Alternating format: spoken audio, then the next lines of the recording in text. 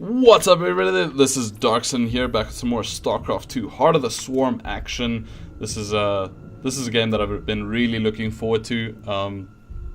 Actually, let me just apologize first of all for some of my latency in putting down videos. I've actually been having a lot of audio problems. I'm really glad to have them sorted out by now. Well, for now, actually, because I'm not quite sure if they will return again, but I'm glad to have them sorted out and glad to be back in StarCraft 2 Heart of the Swarm, able to cast some more games. Today's game is going to be played between Stephano. Up at the top left hand side is going to be the Zerg of this game. Down at the bottom left is going to be Feast. This game comes straight to you from Dreamhack 2013. I believe that this is going to be the starting pools or something. So these are the first group matches. And I'm quite interested to see the final game of the series. This is going to be the last game. The first two games that I did cast did not come out exactly perfectly. As I said, the audio problems have been giving me a lot of issues, but I'm glad to have them sorted out, and I'm glad to be able to cast the last game of the series. Each player has won one match so far, meaning that the final game is going to be this one. As I've said so many times, I'm sure you guys get the freaking point. This is the last game of the series, so this is quite a weighty game between Feast and Stephano.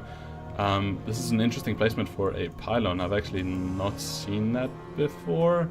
Actually, I have. It's probably because he wants to wall off this area, but walling off on Belshire Vestige is a really crazy task, especially for a Protoss player. With Terran, I can absolutely see that, just because like all your buildings take up so much space, and you need to build so many of them. With Protoss, you don't need that many buildings. You need a lot of gateways, but most of your buildings are just for tech anyway. It's sort of like a mix between the Terran and the Zerg way of building buildings. But anyway, this is going to be a relatively early expansion for Protoss. I think that was a straight up early expansion, probably the earliest you could probably go for, but he's going to be walling off this area, so this is going to be a pretty good. Actually, I haven't seen that this wall off only takes the 3 buildings, so that's pretty good to see. Probably mixing in a cannon as soon as he is able to.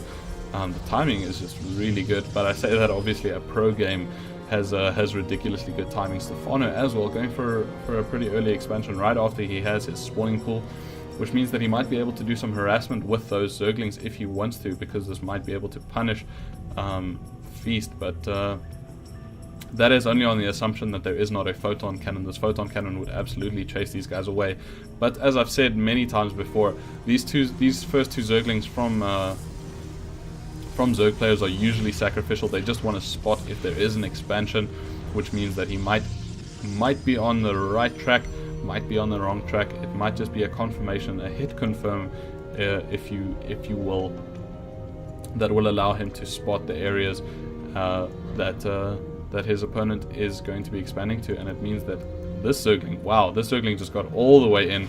He's going to be able to see that there is a double gas at the 5-minute mark already. Probably fairly standard, I guess, but he might lose the Zergling actually, because just probes do ridiculous amounts of damage to Zerglings. So it's always interesting to see. This probe, I gotta say guys, was that not just like a big probe? That's like the biggest probe I've ever seen. That has got to be like that is an irrationally large probe. I don't know if that was just me. Let's go back here. I don't know. That one just looked really big for some reason. I don't know if anyone else saw that.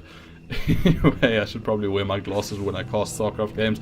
But there we go. We do have the double gas coming on the expansion, and not so much on the internal one. I think this is maybe just to be a little bit, just to give out a little bit of mind games, if Feast is able to spot those.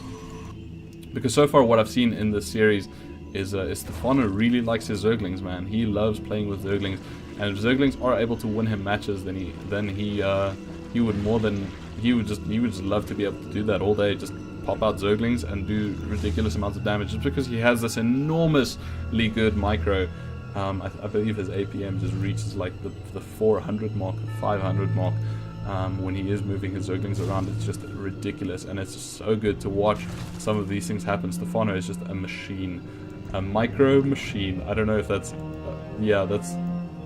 Does anyone remember micro machines? I freaking love those little toys. It was just really good. It wasn't just the cars that were cool. It was like the characters, like the Star Wars characters. I remember when Star Wars was a big thing.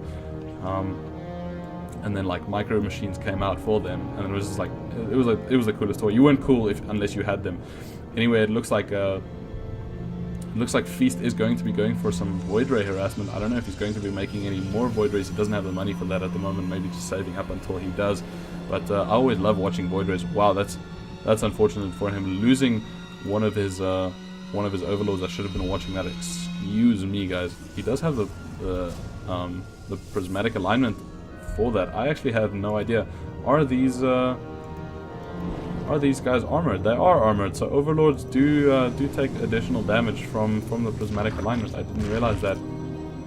Knowing that now, however, I am able to adapt that to my future strategy, so I'll keep that in mind for the future. It looks like he does only have the one Void Ray out for now. Man, my voice is just taking a heavy beating. I've been casting games all day in practice, unfortunately in vain, because of those awful audio issues that I've been having. But now that they're sorted out, I'm so glad. Unfortunately, my voice has just taken a complete beating from shoutcasting all day. My volume is just much too high. I'm set to gain 1,000 on my actual voice. So this might just be the last game that I cast for the evening, and it might be the one that I actually post. Seeing as this is such a monumentous game, it looks like Stephano is going to be moving out of these Zerglings. This is an enormous amount of Zerglings, but this is obviously, as I said, this is Stephano's means of play, because this Void Ray is not going to be doing that much damage to Zerglings. Zerglings are just ridiculous. Trying to make sure that this expansion does not happen. Is Feast going to be able to defend this? I don't think he's going to even bother defending it, just because he realizes that like losing those two pylons is probably worth it when you consider losing your entire army to a proper Zergling surround. Can you see that? That is just one of the coolest things I've ever seen. Oh my gosh. I don't know if that comes from like the pathing of the units, but that was just ridiculously cool. And this is some more. Oh man, guys, watching Stephano is just one of the most ridiculous things that I've ever seen. He does get a decent surround there, but it looks like Feast is able to defend his own units using some ridiculous force fields, and it looks like Feast has really learned something from the past two games, and that is to have Colossus out really early to be able to defend against these ridiculous Zerglings coming from Stephano. Unfortunately getting us around there, but these Colossus just chew through those light armored units. Light armored, just light units. Against those light units that are Stephano's Zerglings, and Stephano is sending out more Zerglings. I don't know if he's making a mistake now. He really should be upgrading his units to perhaps something else, but it does look like he's gone for the infestation. But what is that? Oh no, that means that he's going to be dropping infestors in between this army as well. So that might be an interesting thing to see. Having this Mothership Core and Void Ray moving around is going to be perfect for Feast. Feast is going to be able to attack any sort of unit that Stephano pushes out, while Stephano is not going to be able to attack any of those units. So he could really be ridiculously aggressive with this, I think, at this point. The expansion for Feast is going down as well, meaning that, I gotta say guys, Feast's evolution between this game and the last is just ridiculous. It looks like he's learned so much, and he might be able to beat Stephano in this round, I think. Just because of his adaptation to the strategy that Stephano has been playing throughout this entire game, throughout this entire series rather.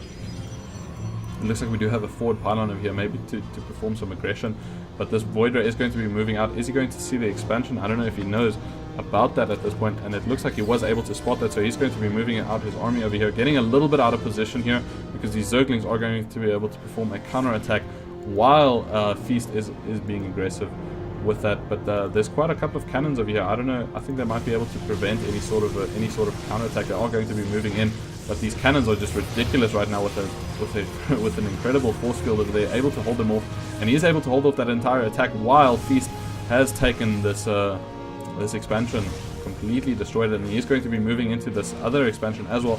But there are going to be quite a lot of infestors over here. These infestors do just so much damage, keeping those units out of position. But with perfect force fields over here, he forces that army to move around, and another perfect force field means that he is going to be able to kill all of these Zerglings with these Colossus, and this is just ridiculous damage from Feast. This is turning out to be such a good attack. He might lose a Colossus actually just because of how many Zerglings there are. There's just so many of them, but they all managed to melt away, leaving only 3 queens and these 5 infestors, which I don't think will be able to hold up the attack. So many of these stalkers just moving in, and an Ultralisk popping up as well, just melting away because of the size of that army. I think unfortunately building them in that position means that he is going to spawn into a position where he's going to take a lot of damage. But moving around, Feast is taking his Protoss ball, swinging it into this area over here, trying to force a sort of choke point where he is able to do all the damage that he needs to. Killing one of the Ultralisks, and it looks like Stephano is just going to be ridiculously far behind at this point. One Spine Quarter over here is not going to be able to hold off this army over here. The Mothership Core is out of energy at this point, but you're trying to move him back through the Time Warp, which means that the Colossus are going to be doing ridiculous additional damage from the back over there. And this is so many Stalkers just blinking right up into there, doing the damage to the Ultralisk, forcing him back. He might be able to force this expansion down almost all the way. It looks like he is trying to get into position with his infestors, but I don't know if they are going to be able to do exactly what he wants them to do. He needs them to drop a couple of fungals, and will he be able to do this? It does look like he drops a couple of infested marines while he tries to move in with his Ultralisk, but that is just not enough timing over there, and it looks like Stephano is quite gracious in defeat, accepting that Feast has beaten him at this point. And that was just a brilliant game from Feast. I think that his strategy was perfect, and he predicted excuse me, he predicted Stephano's movements almost perfectly, and that was just brilliant from him. But there you have it. Thank you very much for watching, guys, and remember that this weekend is Mother's Day, so call your mom, tell her you love her, and there you have it. Thank you very much for watching, guys.